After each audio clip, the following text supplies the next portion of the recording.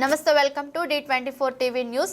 కాకినాడ జిల్లా ప్రతిపాడు నియోజకవర్గంలో అధికారుల అండదండలతో రెచ్చిపోతున్న నాటుసారా మాఫియా. ప్రతిపాడు నియోజకవర్గం వేములపాలెం గోకవరం మధ్యలో యథేచ్ఛగా భారీ స్థాయిలో నాటుసారా తయారీ జరుగుతుంది. పగలంతా నాటుసారా తయారీ, రాత్రంతా రవాణా చేస్తున్న తయారీదారులు. ప్రభుత్వాలు మారినా నాటుసారా నియంత్రణతో మాత్రం ఎటువంటి మార్పు రావడం లేదు. పలుచోట్ల కల్తీ సారా తయారు చేసి విక్రయిస్తుండటంతో పలువురు ప్రజల ప్రాణాలకు ప్రమాదం వాటిల్లే అవకాశం ఉంది. స్థానికుల సమాచారం మేరకు గతంలో సారా బట్టీలపై ఎక్సైజ్ అధికారులు దాడులు చేసినప్పటికీ సుమారు 2000 లీటర్లు బెల్లం ఊట ధ్వంసం చేశారు.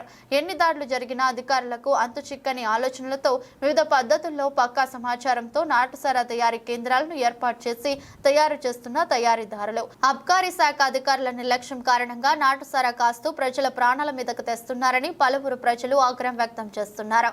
అంతేగాక ప్రతిపాడు ఎక్సైజ్ శాఖ పరిధిలో ఎక్కువ గ్రామాలు ఉండటంతో అధికారులు తయారీదారులను పట్టుకునేందుకు ఒక చోటికి వెళ్తే ఇంకో చోటికి వెళ్లలేని పరిస్థితి నెలకొంది.